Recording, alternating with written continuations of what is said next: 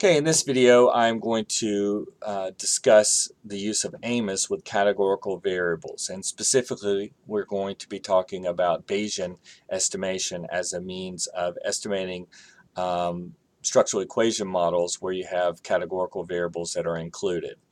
So first off, although it's not widely recognized, AMOS can be used to carry out structural equation modeling when you have exogenous and endogenous variables that are categorical. Unfortunately, there's very little information on how to model categorical variables, and particularly those that are endogenous, short of a few demonstrations in the AMOS manual. Barbara Byrne, in her book on structural equation modeling with AMOS, it's a great book, by the way, she discusses the use of Bayesian SEM and demonstrates it using basically testing a confirmatory factor analysis model with indicators that are categorical. However, in her demonstration, she basically treated the ordered categorical indicator variables using their default numeric scales, and she didn't actually do any of the recoding that typically would be done if you were treating those variables as ordinal. For that reason, that's probably one limitation of that particular presentation. But there is, again, some discussion of that recoding in the AMOS manual. And I'm actually going to, by the way, I'm going to incorporate a link to this particular PowerPoint under the video description, so be sure to check it out, and you can click on each of the links that I have in here, and that should take you to different places. There is a presentation on the web, basically at structuralequations.com / where there's a nice little PowerPoint that you can download, and I actually have the links to both right here, where they demonstrate the use of AMOS, essentially carrying out probit regression using the program. But the estimation of the model parameters is using Bayesian estimation. And so there's a nice discussion about sort of this use of the probit model in the context of estimating or coming up with parameter estimates in the context of Bayesian SEM. So it's a nice discussion. Just so you know, in probit regression, the inverse normal distribution is used to model the relationship between predictors and an outcome variable. And as such, regression coefficients are interpreted as the predicted change in z-scores per unit increase on a given predictor. So more simply, in the context of probit regression with binary outcome variable, it's coded 0 and 1. A positive coefficient indicates that increasing scores on a predictor are associated with greater likelihood of falling into category 1. A negative coefficient would indicate that increasing scores on predictors are associated with decreasing likelihood of falling into category 1. Hence, there's an increasing likelihood of falling into category 0. When you have more than two categories, the regression coefficient represents the likelihood of falling into a higher as opposed to lower category. So a positive coefficient indicates that with increasing scores on X, the likelihood of falling into a higher category is increasing. A negative coefficient would indicate that with increasing scores on X, the likelihood of falling into a higher category is decreasing. So with that background, what I'd like to do is to demonstrate a couple of models using a set of data that I have. What we have, and also you can link, is we have a link to that data set that if you click on this in the PowerPoint, that should take you there. We have a variable called donate, which is intention to donate, coded 0 for do not intend to donate, 1 being an intention to donate, but this is pertaining to a political cause. Gender ID is coded 0 for male, 1 for female.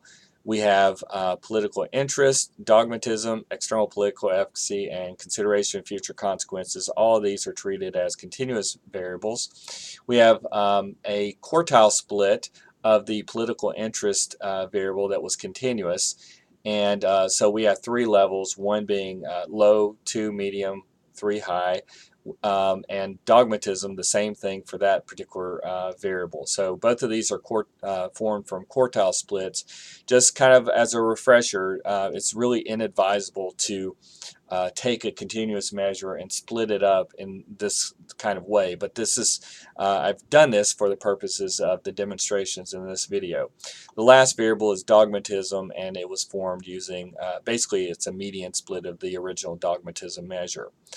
So the first model that we're going to run looks like this. So we have gender ID, political interest, and external political efficacy as predictors of donate, our intention to donate. So what I'm going to do first is I've opened up AMOS, and I need to import the data. So the very first thing is find the data set. This is it right here. So I'm going to click on open, and because we have basically our outcome variable is dichotomous and gender is dichotomous, what I want to do is I'm going to treat both of these variables as ordered categorical. Now I know that gender is essentially a nominal variable, but with two levels, it's basically being treated as a dummy variable, and so from that standpoint, there's no problem with treating it as ordered categorical in this particular demonstration. So I'm going to click on Allow Non-Numeric Data, and OK. So now we are importing the data, and we're basically instructing AMOS to recognize that we have variables in there that are going to be treated as non-numeric.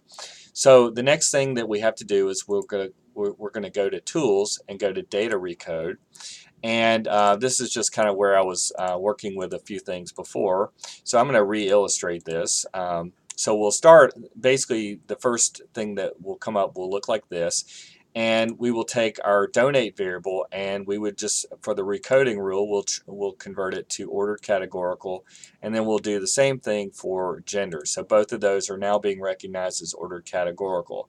If we go under, if we click on one of these and go under details, you can see how the categories are set up and so forth. So we're going to stick with the current system for both of these.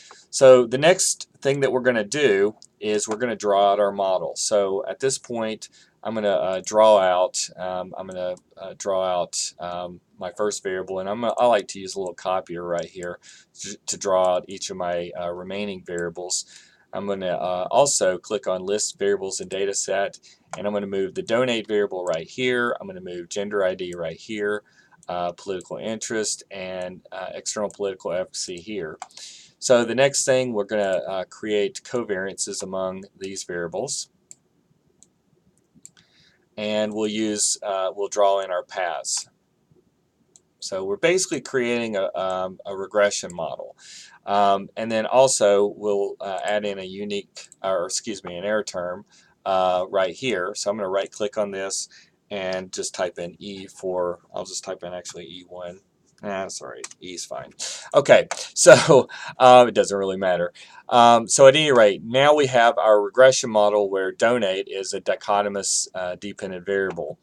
And so again, AMOS right now, because of our recoding, it's going to recognize gender ID and donate both as ordered categorical variables.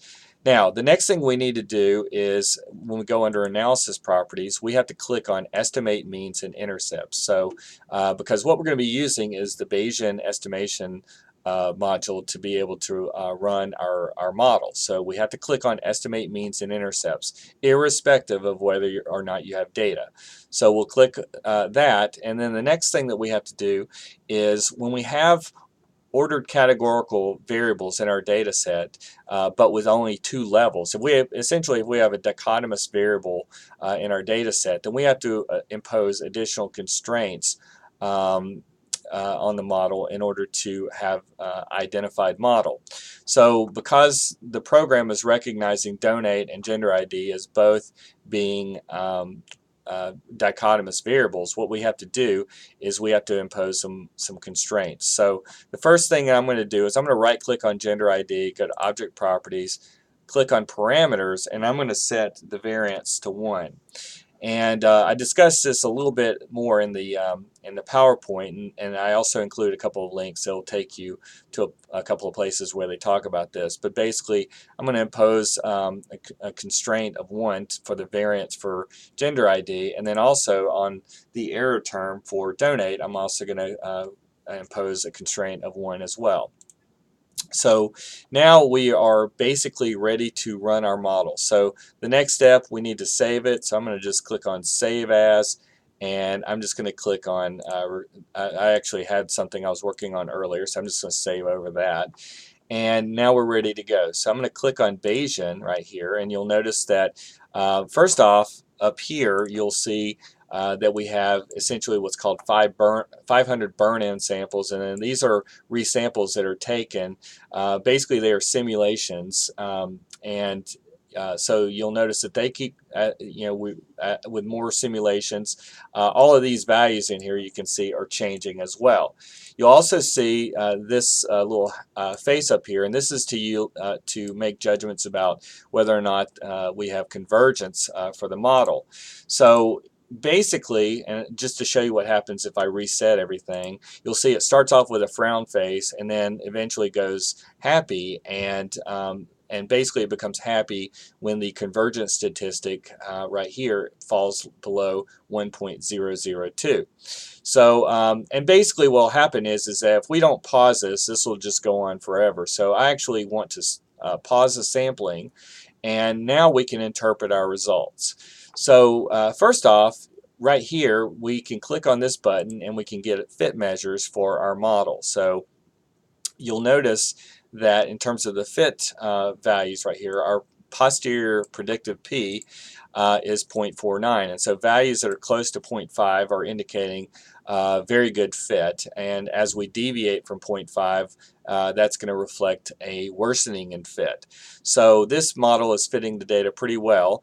You'll notice that right below it, this is where the deviance information criteria would be found if all of our variables were being treated as numeric.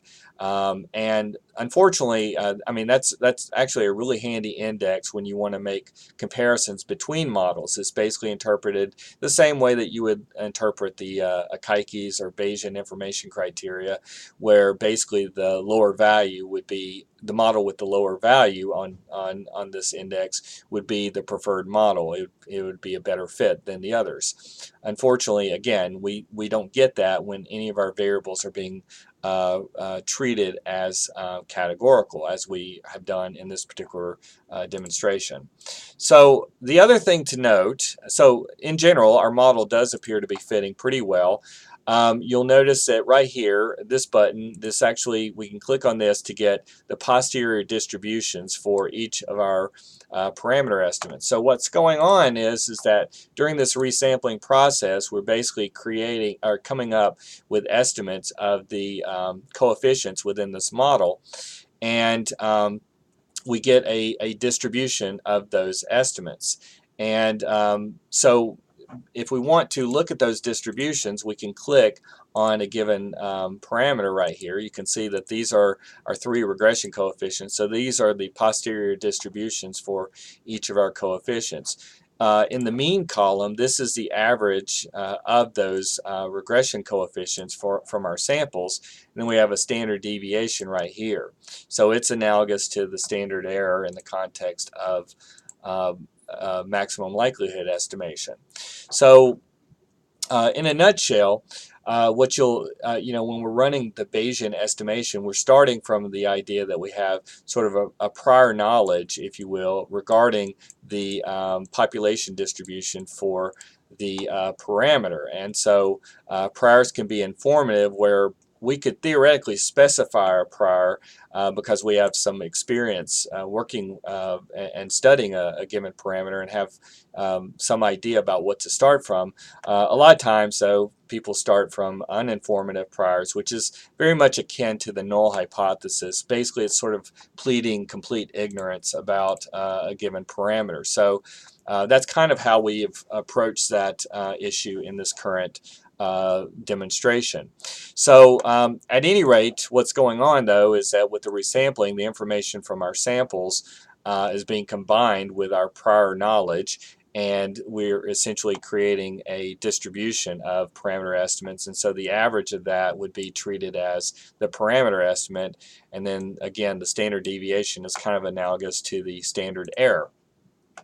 You'll also notice that we have a credible interval right here. So basically, in the context of Bayesian statistics, we don't talk about the confidence interval, we talk about a credible interval. And so we're really reflecting sort of an interval of that we would expect or have a high degree of confidence that the parameter estimate would fall between. So these values right here.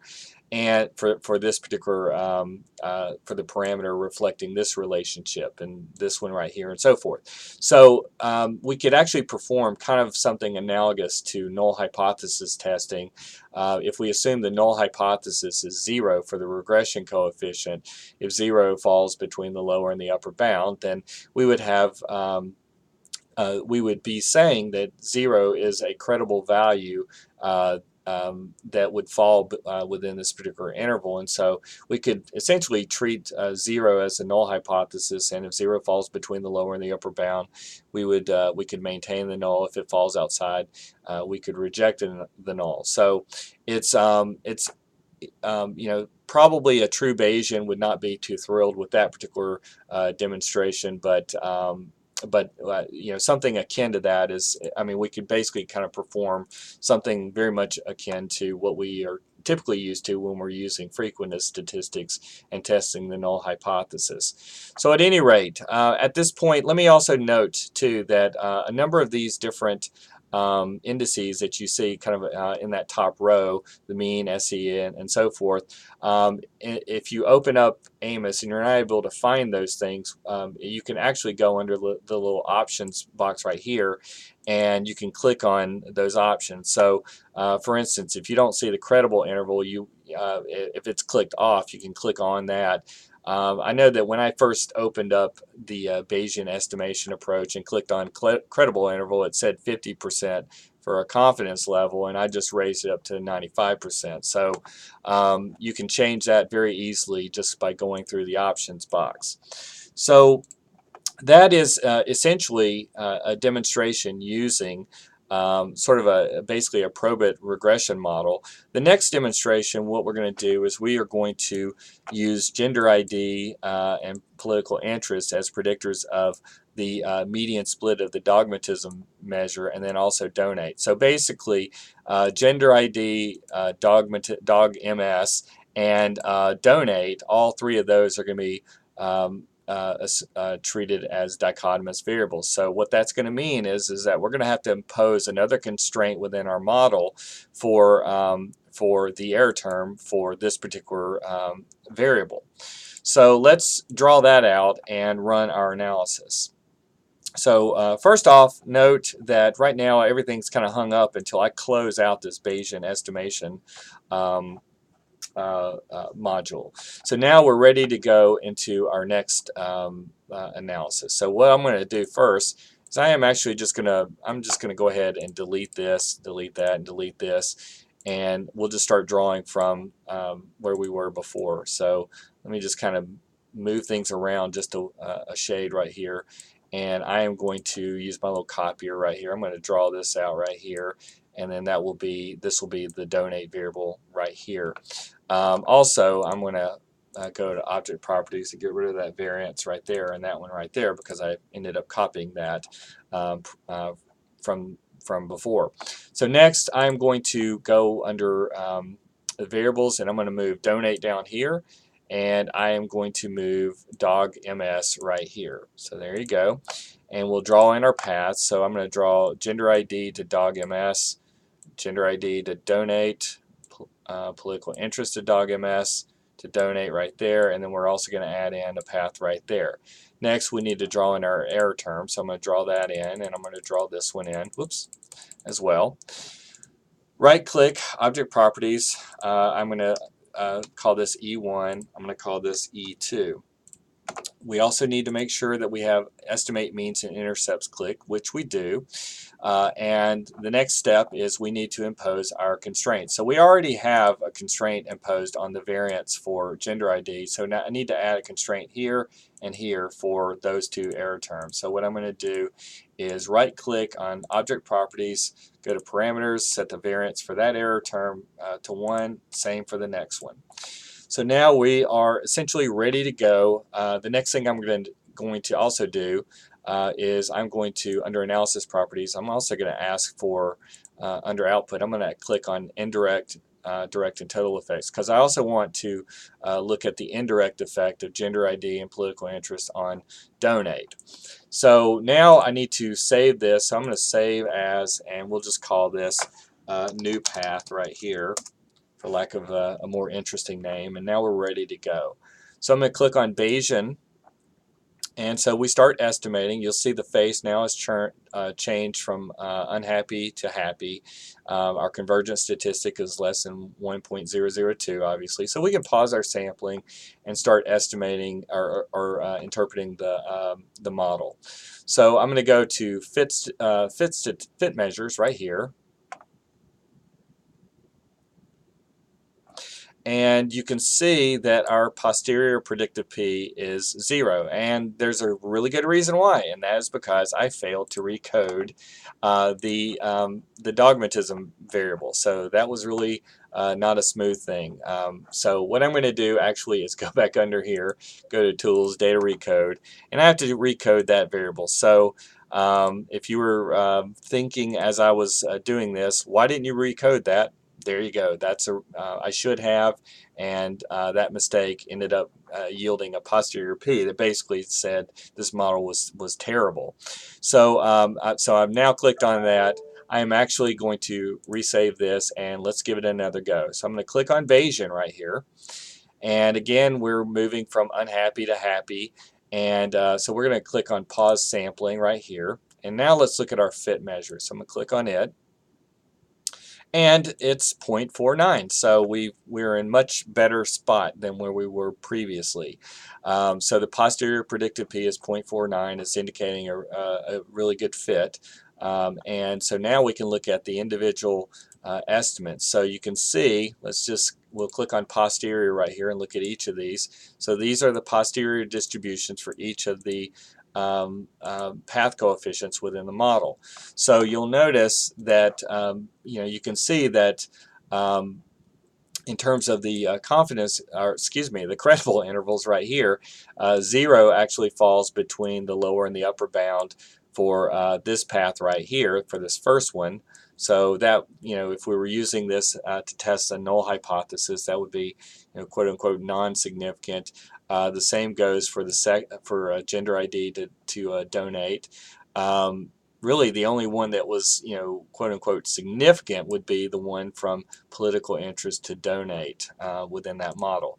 We can also look at the indirect effects as well by clicking on this button right here. So this is for additional estimands, and so you can see that we can kind of move this down a little bit, and so now you can see, first off, by default it's clicked on direct effects and mean, and so basically these are the path coefficients that are the means that we saw in that previous table. If we click on indirect effects right there, you can see the mean. So this would be the means of the posterior distributions for the indirect effects for political interest on donate and gender ID on donate.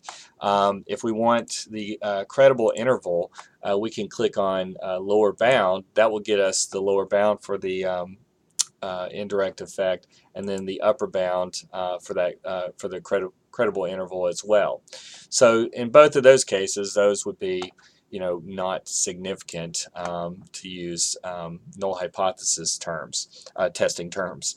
So the next thing that I want to show you, the last one, is we're going to try the same model, but in this case we are going to, instead of using the median split of the dogmatism measure, what we're going to use is the variable reflecting a quartile split. So I'm going to click on this button right here, and we're just going to move the dog quartile split over, And in this particular case, now we don't have to impose that constraint that we had previously where we were using the median split, because we have more than two levels of our ordered categorical variables. So I'm actually going to first, I am going to, going back to data recode, I need to remove this one. Take the median split one out. So I'm actually just going to click on no recoding there, and I'm going to click on dog QS, and I'm going to click on ordered categorical there. So now we're all set. So also I'm going to right click right here under object properties. I'm going to delete that variance. So now we are all set to run our model, and I'm going to actually call this one, we'll just call this new path 1, just to designate the differences here.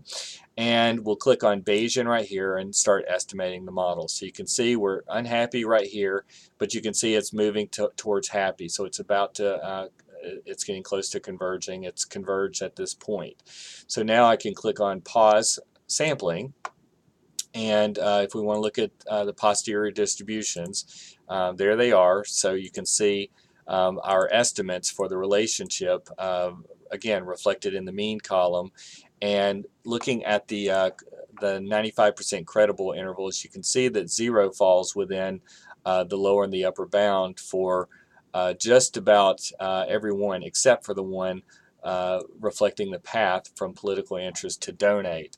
Once again, we can also look at the overall fit summary. I forgot to mention that. You can see the posterior p predictive p is 0.5, indicating in general the model is a very good fit, at least overall. But then when you start looking at the individual coefficients, it's not really all that great. If we want to look at the additional estimands, you can also see. Once again, we can look at the indirect effects right here, and if we want the 95% credible interval, we can click here, and that you can see that both of those indirect effects, you can see 0 does not fall within the lower and the upper bound, or that 0 does fall between the lower and the upper bound for those intervals. So the indirect effect would not be significant. So that pretty well concludes this demonstration on AMOS using categorical variables and essentially estimating. In this particular case, we were basically estimating path models, regression and path models using the Bayesian estimation facility. I will note that in the AMOS manual, there's a demonstration of a confirmatory factor analysis with indicator variables that are categorical variables. So obviously, in order to prevent this video from getting too long, we didn't go into that, but you can see, hopefully you can see how you can generalize what you're learning right here, or what you've learned here, to other structural equation models.